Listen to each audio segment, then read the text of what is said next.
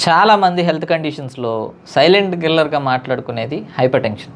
ఈ hyper tension అన్నది చాలా మందిలో ఇనీషియల్గా గుర్తించలేకపోవడం వల్లనే ఇబ్బందులు వస్తాయి. ఈ రోజుల్లో ప్రతి ఒక్కళ్ళ ఇంట్లో కూడా బీపీ ఆపరేటర్స్ ఉంటుంది.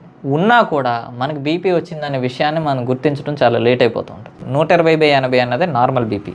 మన హార్ట్ బీట్ ఎలాగైతే ఫ్లక్చువేట్ అవుతూ ఉంటుందో, మన నాడి ఎలాగైతే ఫ్లక్చువేట్ అవుతూ ఉంటుందో, బీపీ కూడా ఫ్లక్చువేట్ అవుతుంది.